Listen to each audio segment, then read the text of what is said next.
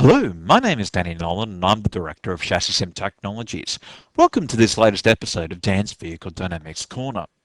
In this episode of Dan's Vehicle Dynamics Corner, what I'm going to be talking to you about is what are the essential elements you need to do transient dynamical vehicle modeling to really sort of do some rough parametric analysis and some baseline race car engineering work.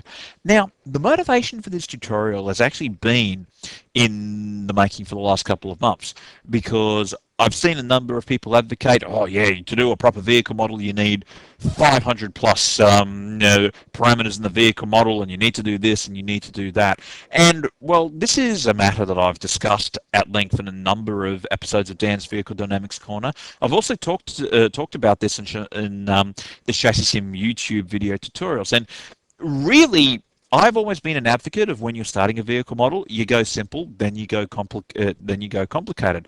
But really, the question has to be asked is how simple can you go?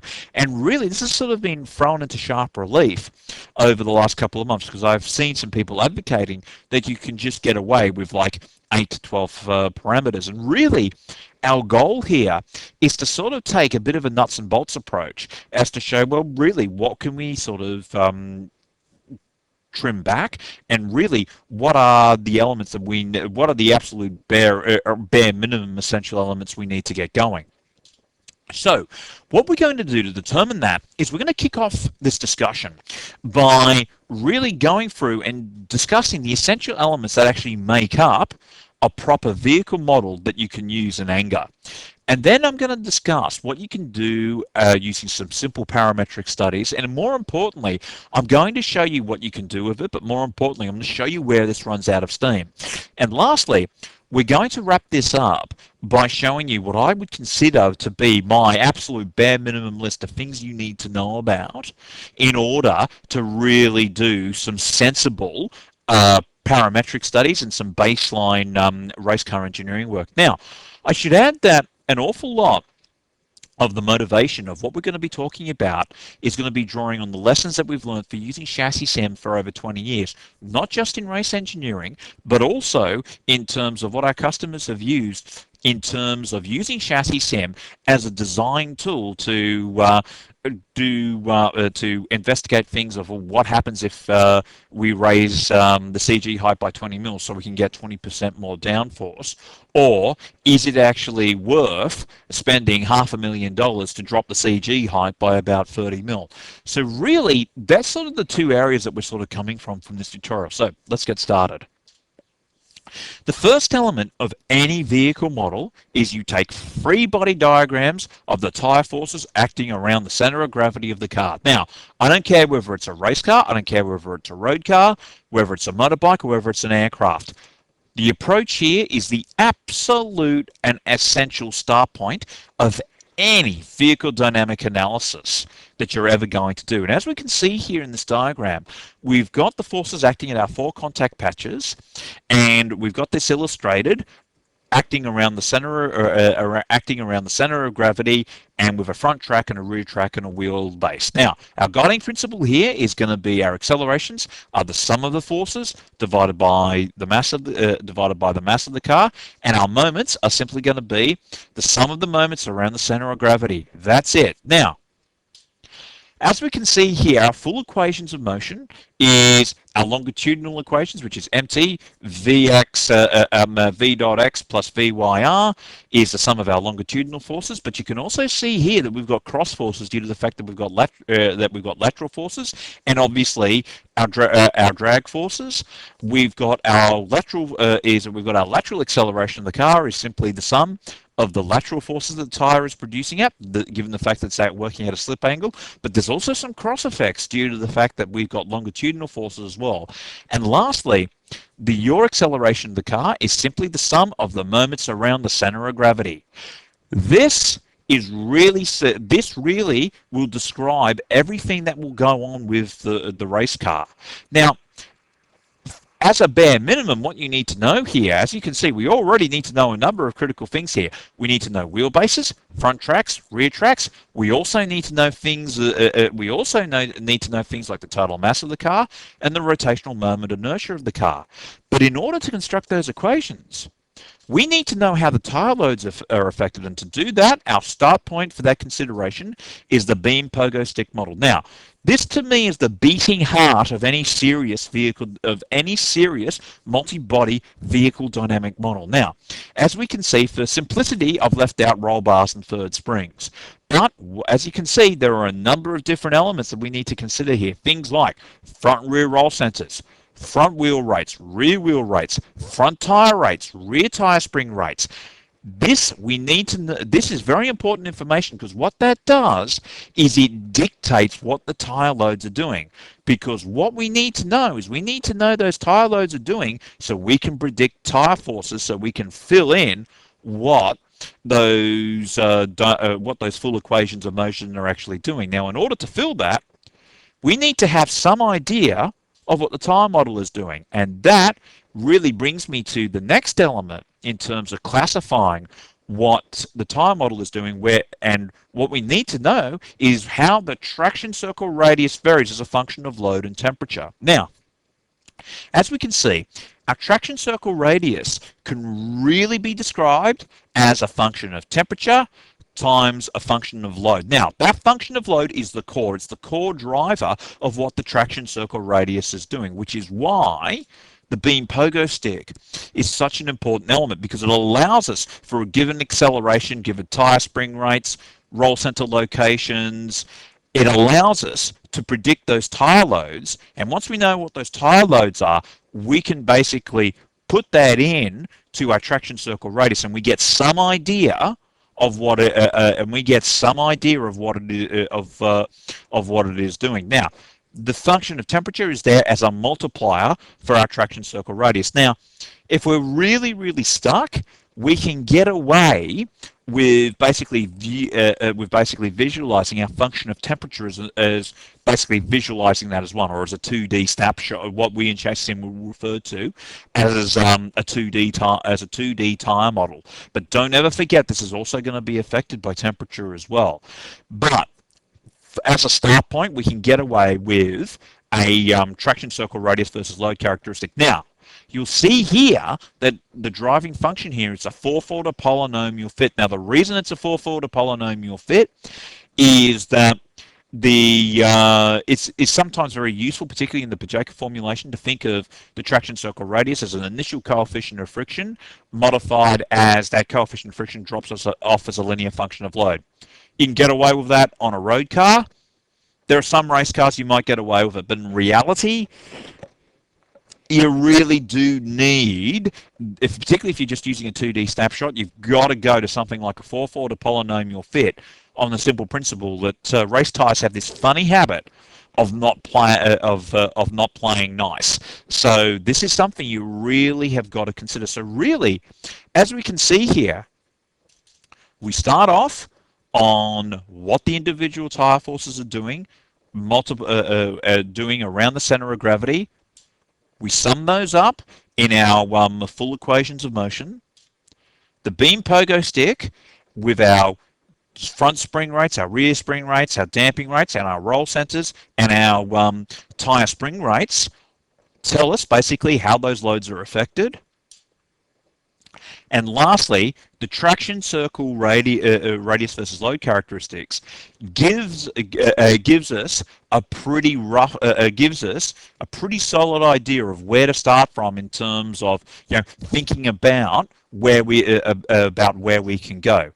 Bear in mind, though, this is just the tip of the iceberg, but this is just enough to get you going. I mean, we haven't even gone to consider things like the effects of slip ratio, slip angles, etc., etc. But really, I'm distilling here what the absolute bare minimum essential elements you need to think about. Now, there are some who think that you can go about classifying a car in about 8 to 10 to 12 different variables. Now, you can sort of get away with that using a bicycle car model with a CVT sort of transmission. Now, what we mean by a bicycle model is that what we're doing here is that we're basically taking both axles, we're basically taking out the tracks and visualizing it as a single tire at the front, single tire at the rear. Now, the reason we need a CVT is obviously if we're going to keep this really, really simple, obviously we don't want to be worried about gear ratio. So basically, the bare elements of what we need to know here is we need to have some idea of downforce, drag, and aero balance. We need to have some idea of engine horsepower, final drive ratio, efficiency, and rolling tire radius. The next thing we need to know is a rough idea of our front and rear tire coefficient of friction. And really, if we wanted to be really simple about it, we'd almost just have to like keep this at a constant. You could sort of include some sort of load characteristic, but just remember the whole point of this discussion is to do the what ifs. Okay, let's cut it down to the absolute bare minimum. So we'll just keep it as a simple front and rear tire coefficient of friction. And the last thing we need to know is we need to know car mass, and we need to know CG location across the wheelbase. Now, what does that get us? Okay, the bicycle model is going to give you some sort of rough idea of downforce, drag, and power compromises. So, for example, if you've got a lot of downforce to play with, you're going to, using this model, you'll get some idea of where to go in terms of downforce, drag, power, and it'll give you some rough stabs in the dark in terms of, CG locations, and you could even stretch it out to some very, very rough handling characteristics. The downside, though, the accuracy is absolutely terrible. Now, to illustrate this, let's consider this table where we've got basically some comparisons between for an F3 car between a bicycle model where we've got our full vehicle model using a smooth approximation and using bumps. Now, there are some who claim that the bicycle model will get you to within 10%. And as we can see with a smooth approximation, there are some corners here where you're just getting away with it. But there are other corners where, particularly like in turn 2, where you're just simply not even in it. And that's just on the smooth, and that's just not on the smooth, and that's not even on the smooth and that's just using the smooth approximation. The millisecond you start throwing in bumps, forget it. All of that, what you've just done with the bicycle model, it may be okay for some very, very rough parametric analysis, but the millisecond you start running this on bumps, etc., it just goes out the window. So really, the thing about if you're going to parameterize a vehicle model to 8 to 10, yep, you do it through a bicycle model. You've got a couple of basic parameters. I mean, but we can see here it doesn't take very, very long for the bicycle model to run out of steam, and it'll run out of steam pretty quickly. And even for doing some basic race engineering stuff on the smooth approximation, if we take a look at turn 4, for instance, yes, on paper, turn 4 with the smooth approximation versus the bicycle model, yeah, it's within about 6 or 7 kilometers per hour. But I can tell you right now, in terms of actually using that in terms of even for doing anything even remotely that would be remotely relevant for race engineering, forget it. Not even in the ballpark. Indeed, if I was to rock up to a professional race team and say, hi, I've got the cornering speeds to within 6 to 7 kilometers per hour, they'd just laugh at me straight in the face. I mean, that is a fact, ladies and gentlemen, that you can put in the bank. So really, it's not a bad thing in terms of like doing a rough sort of Excel spreadsheet to go, okay, let's do some rough stabs in the dark here. But we can see here, it doesn't take very, very long to run out of steam. So that being said, what would I consider to be the bare minimum of what you're going to need for simulation? First things first, you're going to need to know downforce, drag, and aero balance. And I'd really stretch it to say, particularly if you're running any sort of serious downforce, you're going to need some idea of basic pinch sensitivity. It doesn't have to be the most detailed aero map in the world, but it does need to show some sort of idea of what happens when the car starts pitching around and as your ride height changes. You absolutely and utterly need to know wheel rates for springs, bars, and dampers. That, ladies and gentlemen, is a do not pass go. You do not collect $200. The next thing you need to know about is you need some sort of 2D snapshot of the traction circle versus radius versus load characteristic.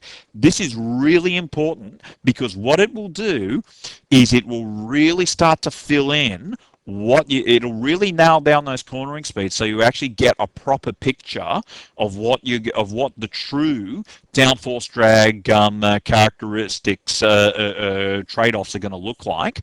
You absolutely have to know roll center locations front and rear. That's a no-brainer. And the reason it's a no-brainer is particularly on some cars, particularly for example, like a current generation V8 supercar. I mean, you've got typically you've got a CG height of half a meter and a rear roll center location range between 200 and 250 millimeters typically. So if you don't know where that roll center is, you might as well just pack up and go home right now. And the last thing you need to know is that you need to have an idea of engine horsepower, driveline efficiency, final drive, and rolling tire radius. Now, the reason you need to know all that is really, really simple. For starters, the wheel rates, the spring dampers, and the roll center locations tell you, for your beam pogo stick model, how the tire loads are going to vary as you start applying lateral accelerations, and that is going to have a huge impact on cornering speed. And the reason it is going to have an impact on cornering speeds is that determines what that traction circle radius versus load characteristic is going to do, which in turn affects those full equations of motion. And even if you set those to 0 to do some basic force analysis, that will start to tell you what's going to happen in terms of things like where to go in terms of downforce compromises, etc., etc. So really, I truly do consider this list as really your bare minimum of what you need to know. Now, technically, yes, you can take the bicycle model and you can stretch it a bit, but in reality, just remember, it's only there to get really basic ballpark stuff.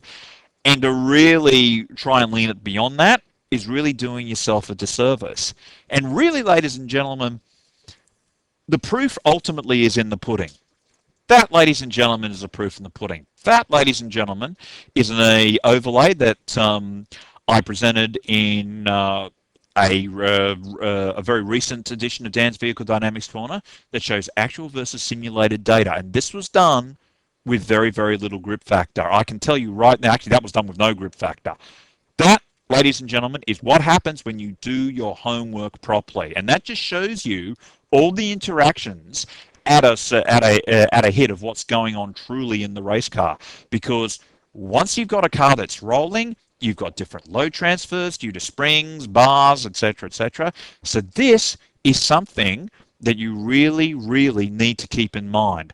And so while it's very tempting to try and parameterize something with 8 to 10 variables, in reality, that, ladies and gentlemen, is something that I consider to be the absolute bare minimum. And really, this is something where you just have to go, okay, this is for me, what I'm looking at there, downforce drag error sensitivity, final drive, your wheel rates, 2D snapshot, etc., etc. That for me is almost like that bare minimum list. Now, obviously, what you would do if you were doing some parametric analysis, you would put in a nominal rate for wheel rates, springs, and bars, and then you would go off and do your downforce sweeps. But really, to try and extend a very, very simple parametric bicycle model, you're really going to struggle on that. So, what I want you to do, though, it's all well and good for me to say this, but really, I want to leave you with some homework. Now, your homework is going to be, what I want you to do is, I want you to go back to your bicycle model and do some simple force analysis. And really, to make this simple, why don't you just use some simple Pajeka modeling for a D and a linear coefficient friction for a linear friction coefficient drop off. You can do this for a Formula SAE car or an F3 car. Doesn't really matter. So basically go through and do a basic force balance. Then I want you to put in some basic spring data. It can be in some basic roll center locations. Work through your lateral load transfers as given to you by your beam pogo stick, and just start to see how different those results are. And that, ladies and gentlemen, I think is going to show you why that you really should need to consider as your absolutely bare minimum. I will leave you with that thought, and we'll see you again in the next episode of Dan's Vehicle Dynamics Corner.